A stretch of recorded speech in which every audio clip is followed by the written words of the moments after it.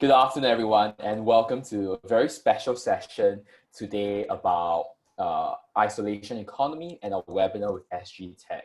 So today we have a very special guest with us, but before I introduce him, I'll just give everyone an introduction again. So thank you so much for joining us in our regular webinar series.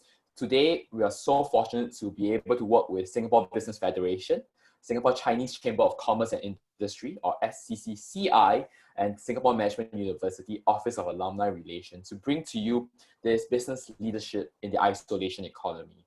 I think all of us, as we experience going into phase 2 right now, or phase 1, sorry, we're adapting to the new reality, the new normal. So SG Tech, together with our partners, thought that it would be a good time to hear from an industry leader to talk about this in a fireside chatting.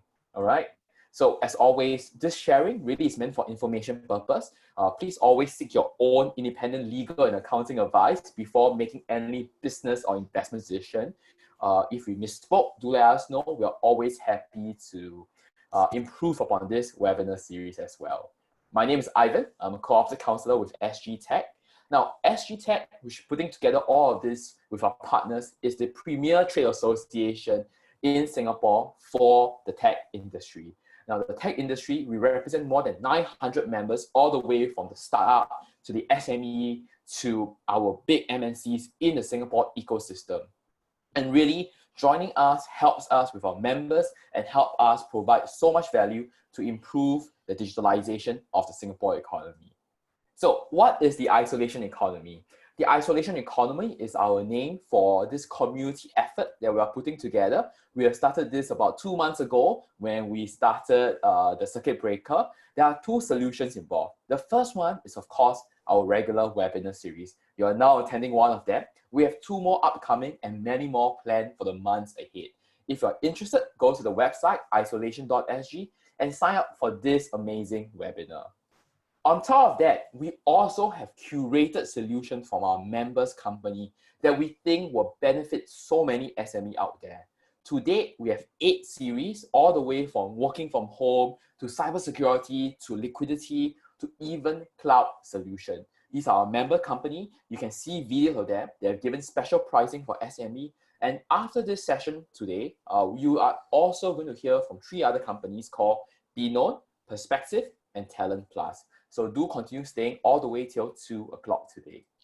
So as well, I always remind everyone, we have a post-webinar industry survey. Please help us fill out the survey after this webinar is over so that we can continue to improve the experience for all our webinar viewers. As well, the recording will be available today. There are no slides involved today for my part. So the recording will be available. We will send out an email. And for those of you new to us, as always, any questions you have, please put it in the Q&A so that I will be able to have a selection of them to ask our guests today. So without further ado, I want to introduce our special fireside chat guest today. Now, Mr. Saw Ken Wye is the former immediate chairman of SG Tech, but today he's also the Chief Executive Officer of Crimson Logic Private Limited. So I think all of us know Crimson Logic. This is a company that is so ingrained with the Singapore tech ecosystem. And formerly, Mr. Saw as well was with Microsoft. So without further ado, and I'm going to stop sharing right now, I want to give time to Mr. Saw Ken Wye to give us an overview of what he thinks is happening right now and his thoughts on the industry. Ken, please. Thanks, Ivan. Thanks for the opportunity. Thanks, SG Tech, for putting together this forum to share. And I thought maybe before we start with the Q&A, I could take a few minutes to frame my thoughts, frame my understanding of what's happening now and what we can do and do differently. I think we are, as many people have said, we are in an unprecedented situation with many unknown unknowns. And when you have unknowns and unknown unknowns, that creates a lot of anxiety and fear. So companies, governments will react differently, individuals will react differently. And how we traverse and navigate this depends on leadership. And I think your topic on leadership in this troubled times of transition, I think is important. I don't have the right answers, but what I do is I can share what I think are some of the things that work for me and what I've done within my company itself. So when this pandemic hit, we actually started very early. Early in January, we saw it coming. So we dusted the covers of the old SARS playbook and see where we want to go. But the guiding principles of what we did always started with care and care for the employees. Because that is the first pillar and the primary pillar for the company is we need to take care of the employees and make sure that they are comfortable and feel that the company is looking after their needs. A simple thing is just giving them a care pack for COVID, I think helped. A simple thing is just reaching out to talk to every employee through virtual coffee sessions, I think helped.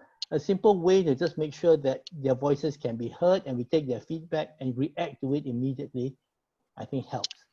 So having focus on caring for the employees. The second thing that we did is try to instill confidence. Although nobody really knew what was happening, but you kind of know what you need to do. You need to prepare and say, okay, don't worry about the jobs, we will figure that out.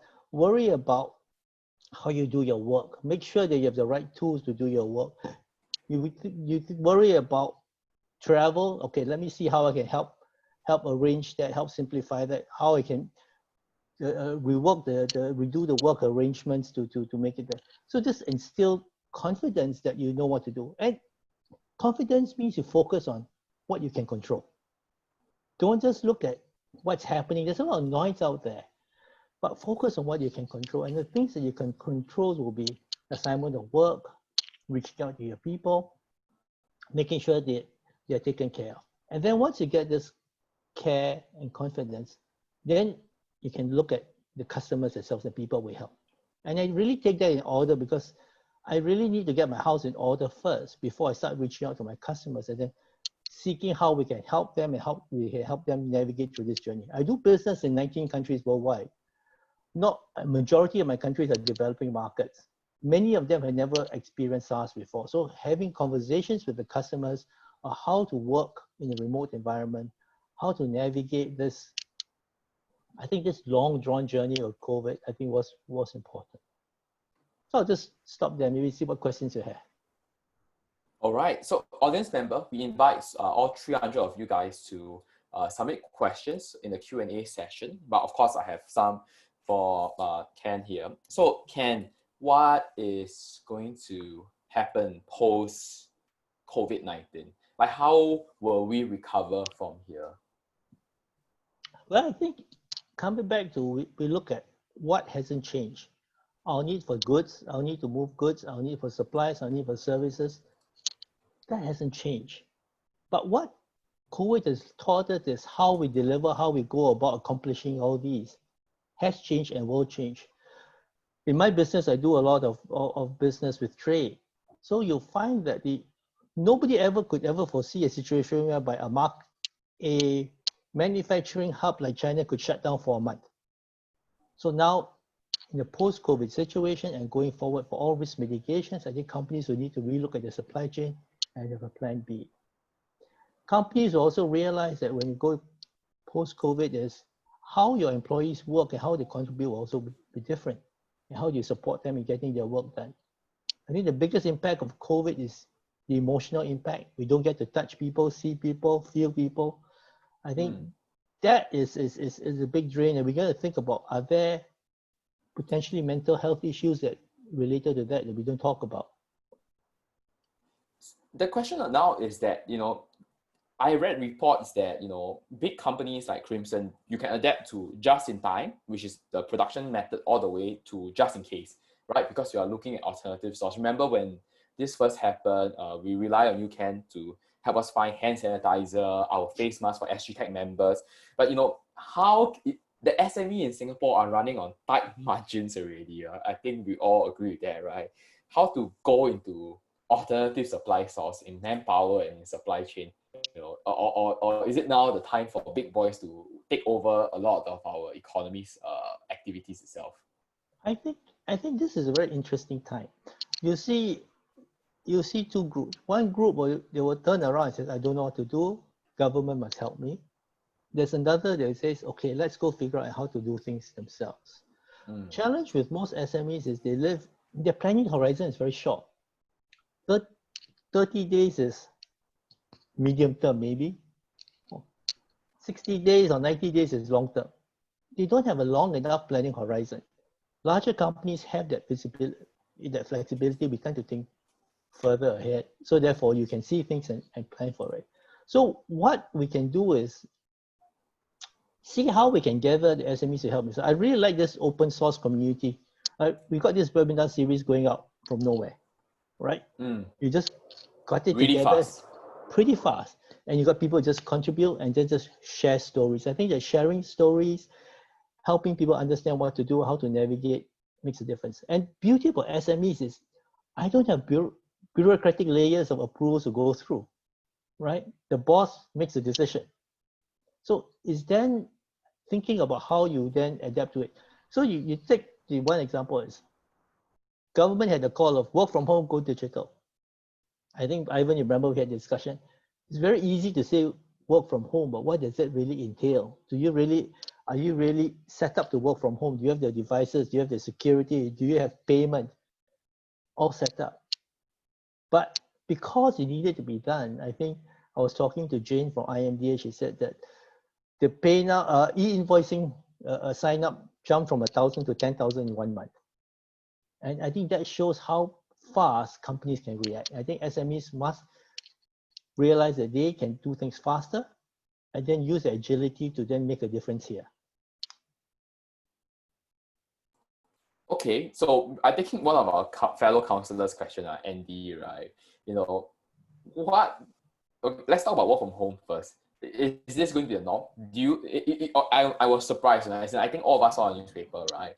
The SICC code allowed for phase one is not a lot, but I cannot believe on Tuesday the trains were crowded. You know, so who are the people going there? I thought we should all try to continue working from home. You know, so what do you?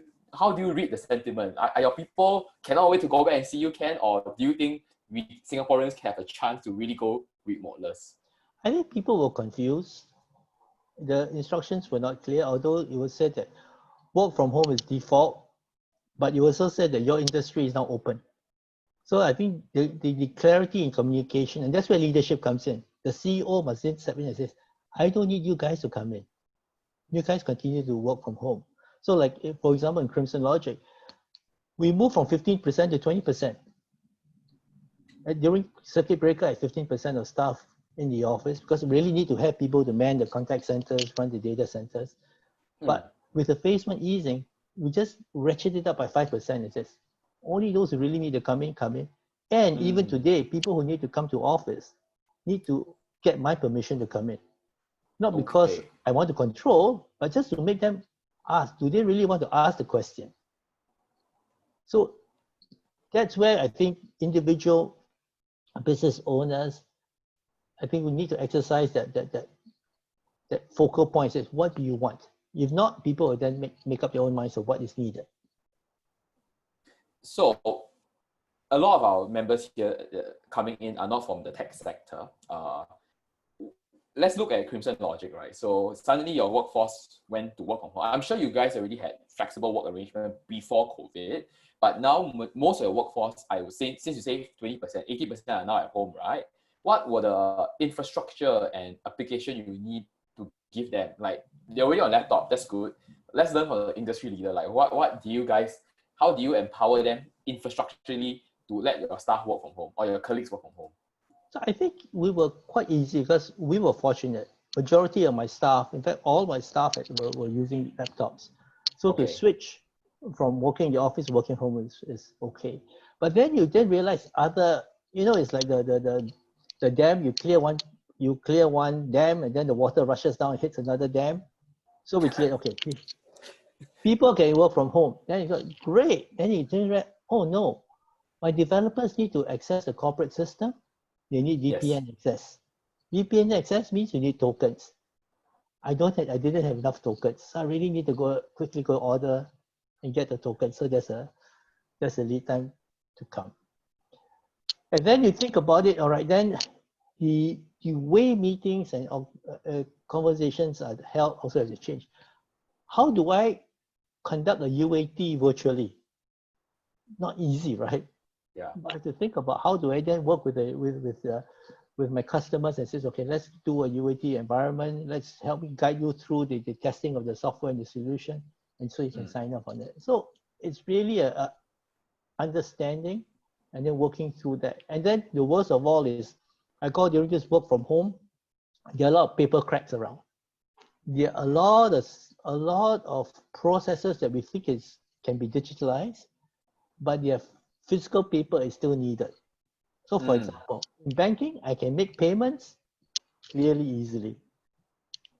But if I want a banker's guarantee or want a loan, I need to sign a piece of paper. Yep. So then we have the courier service running around between myself, my CFO, just to get signatures. It works, but not as effective as possible. So broadly speaking, at your company, if you can share, do you feel productivity went up, stayed the same, or went down since circuit breaker? So it's interesting. It's interesting. I think certain roles, the productivity dipped a little bit, but Okay. some roles, the productivity actually improved. So for let's say for my development center in India, these people used to travel 2 hours a day, coming to work, going back. Once we just made work from home available to all of them, the output actually surprised us. 2 months in a row, they are able to churn out better results. So I go, that's not bad, you know. Then remember I talked about UAT virtually. I can do that in other countries if there's cloud, but in Singapore government, you have the government networks. You really need to connect the government network. It has to be in the office. So when you don't have that, then if you don't have what we call the SOE PCs, you can't do that. So you have issues trying to work from home and moving things along that way. So it's I think it's a lot of SME lah. The productivity level is all around depending on the functionality and all coping. So where do you see the big opportunity happening in this crisis? So this weighty, right? This has resetted everything. Where do you see the key pillar of growth for the Singapore economy going forward? For SMEs owners. I think Singapore is a very interesting position right now. Is can we leverage on our digital connectivity, our appreciation of digital, and extend this capability further? And also, like for example, the area I'm working in, trade. Digital trade and digital facilitation, doing more things electronically makes a lot of sense. But this COVID actually pushed the thing further because you always have an alternative. I can use digital, I can use paper.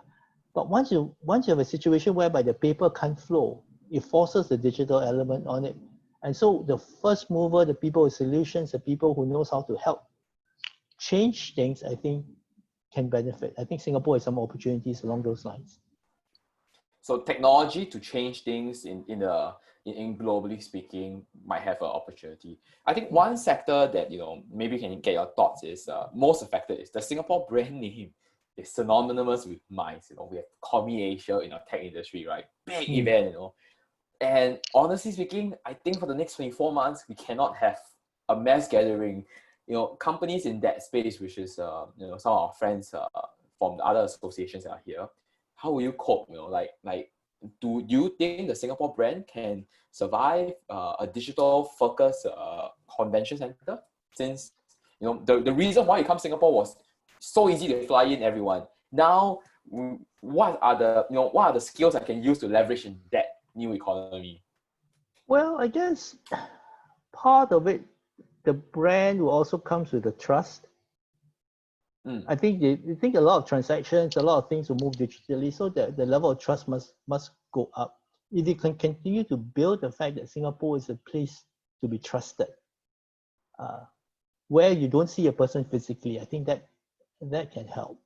I think being first and being fast also helps.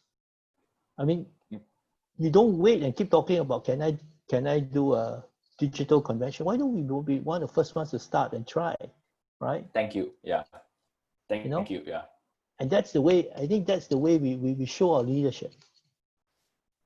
I think so. I think this is me chiming in. To our friends who are new to SG Tech, we put this whole webinar in under a day. We put a credit card out. We bought a webinar package on the IT vendor, and we got it running. So I think good time now everybody is dealing with unknowns. Good time now to all forge together into the unknowns and see what sticks and what works in the new economy. Yeah, So, Sean first. Sean first. Sean first, right? Yeah. Oh, well, should I comment on that? But yes, Chong first. Okay, so big learning lessons for our SME today. Chong first, and if you need tech, member, sign up for SG Tech membership. Super worth it. And we can definitely find you some of our IT friends here who can chong with you from the big boys all the way to the cool startups here. Okay, some other good questions. I want to take one from our fellow counselors, Kevin. Kevin, ask you a question, Ken.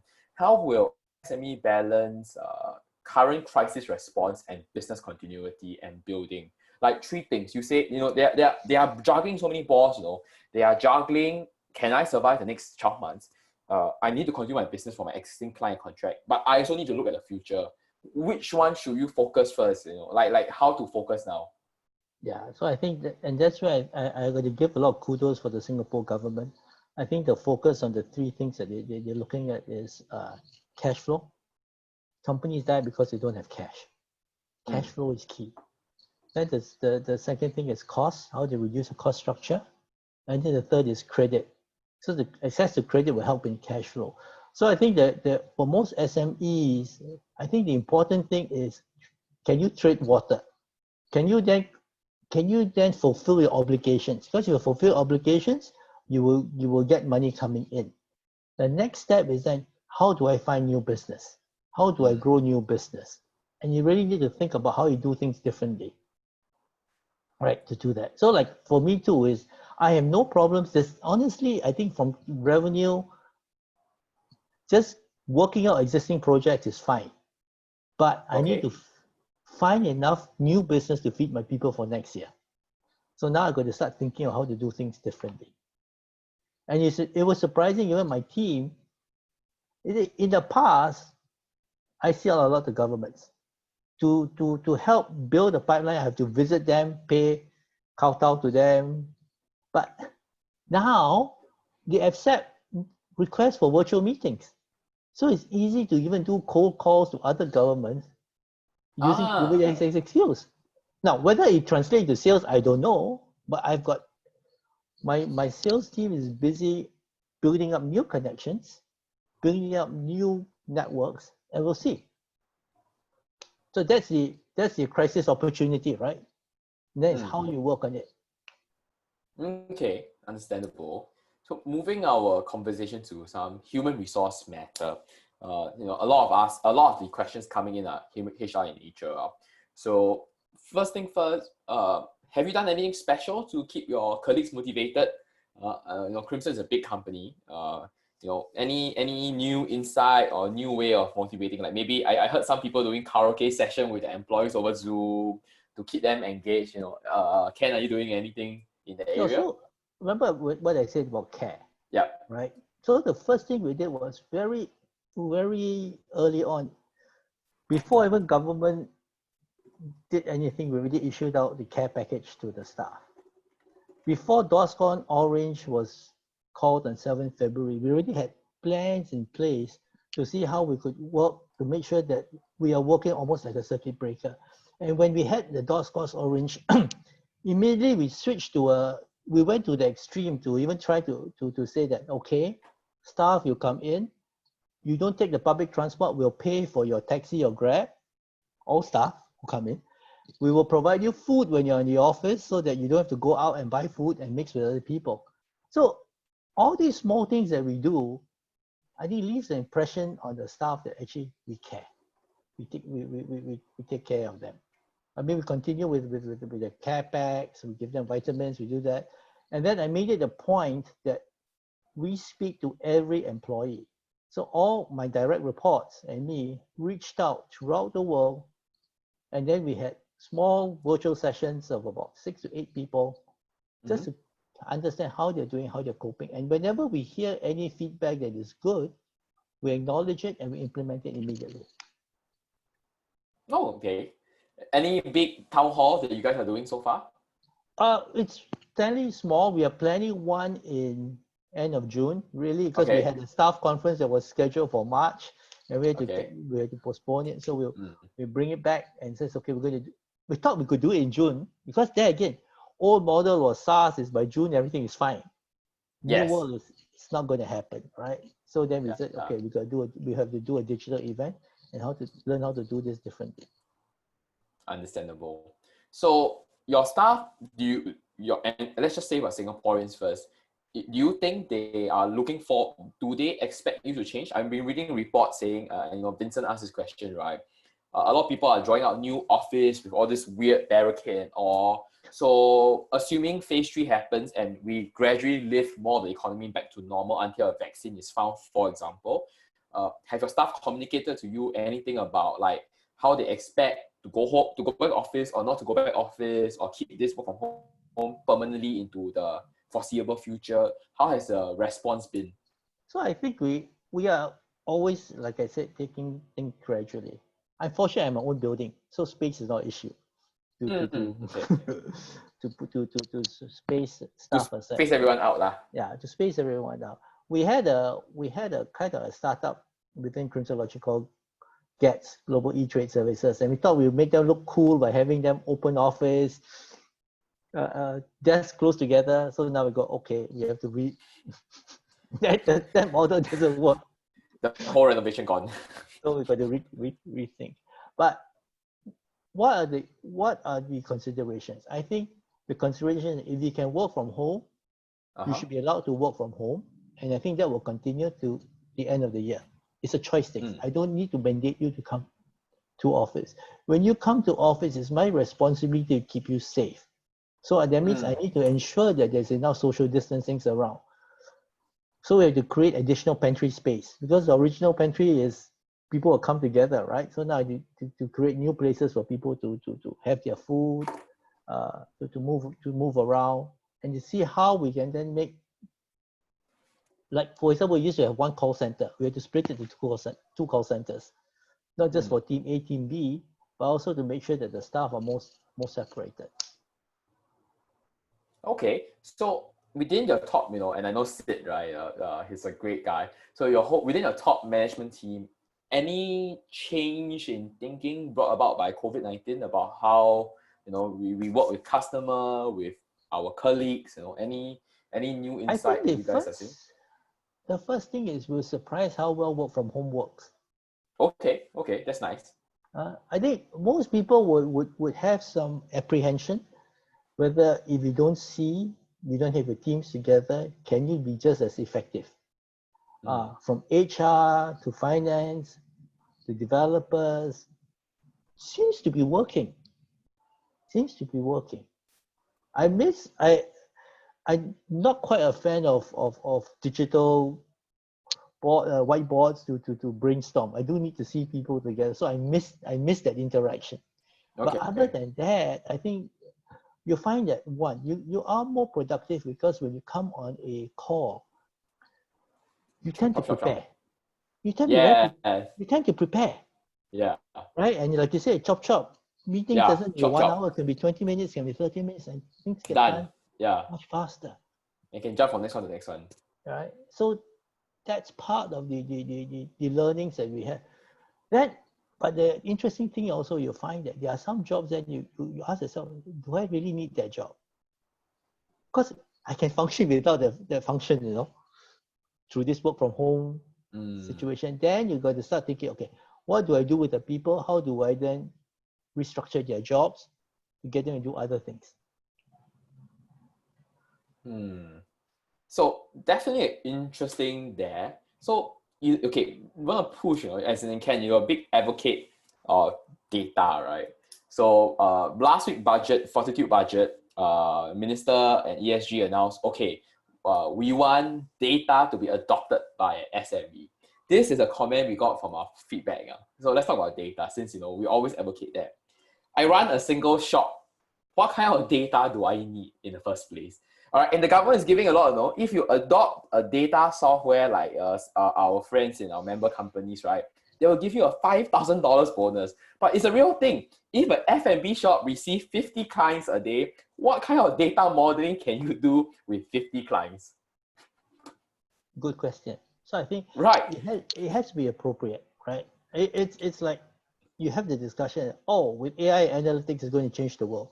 It's Yeah. just like tomorrow every tech guy has to be an AI or analytics guy, but you still have people building systems to keep the thing out. So I think, there's always a cost of appropriate horses for the appropriate causes. So Mm. therefore, likewise, if you think about data, don't just government say do lah, you know, Incentive is good, $5,000. but Is do for what? So like you say, it's really think through what you need the info, whether it can make a difference to your business. Think think through, and I think the beauty about work from home is you can sit down and just think. The mm, thing that we don't have in a normal environment is we don't have time to think. mm. So really think through how, if I'm going to use data, even if I have a small SME data, then key thing is this: do they know how? Let's say there are 50 customers. What are the repeat customers? What is the buying pattern? Can I then anticipate? So think through how you're going to use the data. Then if it makes sense, then invest in it. If it doesn't make sense, don't need. So, okay, so contrary to it, even though there's a nice incentive, maybe good for the SMEs here to actively think about how the data will work first and then adopt the appropriate solution, right? Because not just chong and let's go and buy a data visualization software to visualize 50 customer in a day.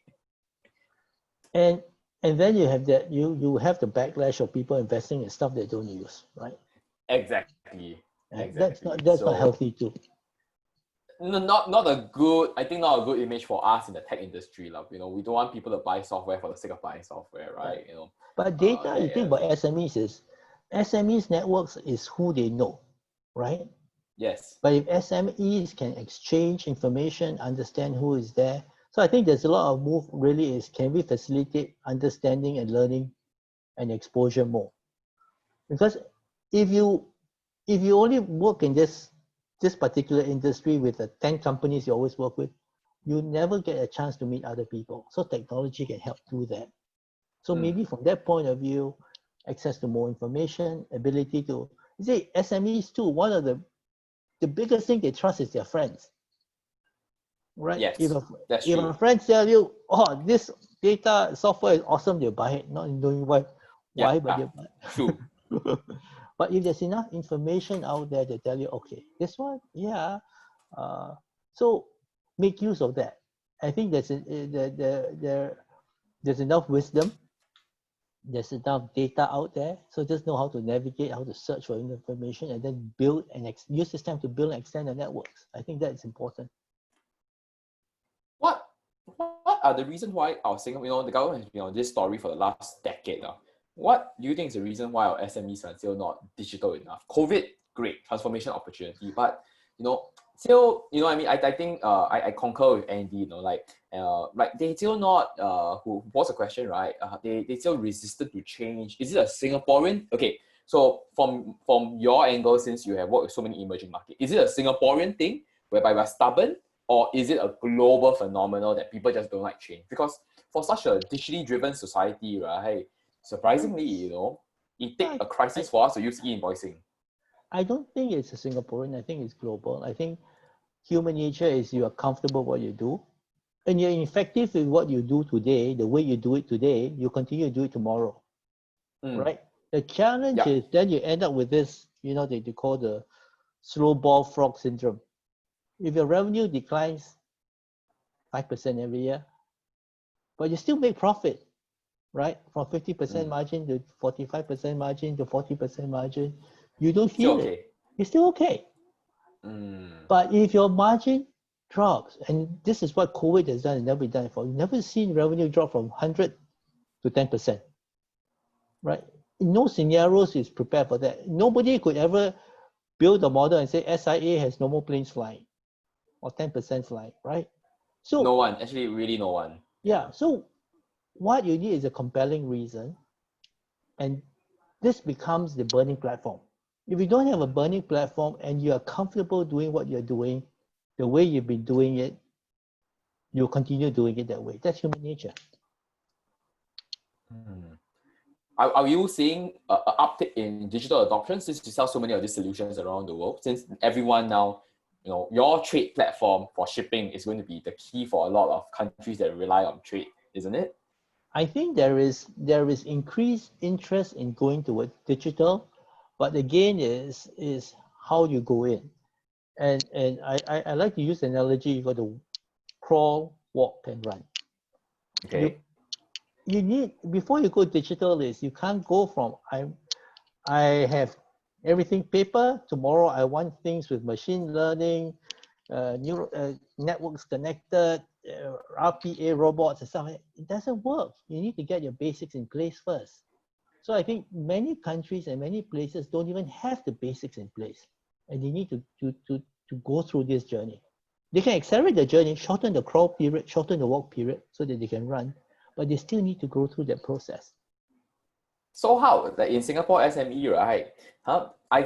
We done this this is the child for the 15th webinar, somewhere around there, right? And we come up solution toolbox and all. I think a lot of the SME members still come back to SGTech and say they're lost. They do not know where to start. Yeah. So what is the missing? Like you know what I mean? Like I give you an example just now, right? Of the F&B telling me, Ivan, why do I need a data visualization for 50 customers? They seem completely lost. So what is the missing thing that we are lacking in this ecosystem just for the Singapore SME to be more supportive of this? So there's two ways of doing things. One is a natural evolution, whereby then the person then grows to say a natural evolution would be you need to give maybe every employee an email address, you need a website, you need an accounting system, you need an HR system. Maybe that kind of like a basic, and then you grow. Then once you have an accounting system, you go, oh, maybe I need to connect with my suppliers so I can pay them electronically, and then have e-invoicing. Then you can go there. Then I mean connect to other supply chain, then go. So that's the crawl, walk, run evolution. The other way is how can you change the game? So one good example where Singapore really changed the game was with TradeNet, which was the system my company is running. Singapore had the first recession in 1985, looking to ways to make the economy more competitive. Trade is 3 times GDP. So there was a hypothesis that if I can expedite the flow of information, goods can move faster, Singapore will be more competitive. And that's how my company started out. So they started Crimson Logic and said, okay, go launch a system, a single window system, first in the world. But then they had the guts to do one thing else, besides just launching a system, mandated that everything must move digitally in 1989. Yes. Yep. So with the mandate, you suddenly pull the whole industry and change. Yep. Right? So that's the other way. So it's not easy to find systems that can mandate people to change and pull the whole industry along. So you have to, I think that's where the government is working to look at how to do things together. So e-invoicing is actually a good example. But the best way to do e-invoicing could be mandate that all large companies must use e-invoice, right? But it will take some time before we get to those kinds of measures. So we have to evolve. So a carrot, basically carrot and stick, huh? Carrot there, stick there, and more knowledge and more clarity. But actually, I think what you've seen, you got carrot, you got stick, but nothing moves the economy faster than a fire. Oh yes. Okay, it is a very good analogy. Can I steal it from you? Yeah, I will use that very soon.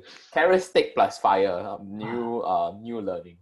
We're going to wrap it up shortly. In case anyone have any more burning questions, we can take 1 or 2 more questions. But Ken, moving on to a more light-hearted nature. I know you are a big animal lover. What you are doing now to relax in COVID-19? We no longer have our regular council meeting. Any advice for taukees here who are very stressed at work? You need, beauty about work is you need to be able to switch off, right? Find your own time. The way we work from home now is we will have a situation that's no longer work is 9 to 5 or 9 to 6. It's continuous. But it doesn't mean that you stop working at 2 to 3, right? You can do other things. So it's all about the work-life harmony you put in place. So find your own harmony. So in my case, my harmony is I read, I have my animals to play with, I have my children. I mean, I spend more time with my family and my kids than I ever had in the last 20 odd years with them. I definitely, man, Yeah. definitely. I So, think never spend more time with my family now than ever before, and my dog also. Yeah. Any so thank you so much, Ken. Any final thoughts? but Today let me just give let me just give a quick recap for our friends, and also for the recording. We started with leadership, trust. There is value in the Singapore brand. I think you identify, man. Trust, fast, first. This is what we've always been talking about, right? Hub status. Let us take our SME there. We talk about HR. How work from home will be a new normal. How work from home, takes more care than ever before, but it's more efficient. So the trade-off are there. And we talk about this burning platform for change in digitalization. Any final thoughts to okay, share? only Or one thought I wisdom want to to leave share?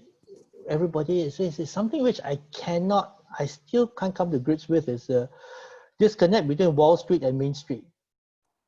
Because if you look at the way things, economies are not good, yet if you look at Wall Street itself, it's almost recovered from where it Or was. even better, actually.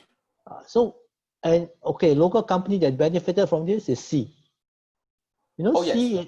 C is now, I think, maybe the second largest company in Singapore, 40 billion valuation. No, Because I think people like, C is bigger than DBS already in terms of okay, valuation. okay. Yeah, But the thing yesterday is, I was just checking. Yeah. so it's the largest company in Singapore. It Yes. benefited from this because people are at home, they got more time, they'll Shopee, and then they go online and play games. So there are So interesting paybacks for Singapore. it's an interesting time, like to see that a locally startup now worth more than our ex-largest company, which is DBS Bank, Yeah. as for valuation.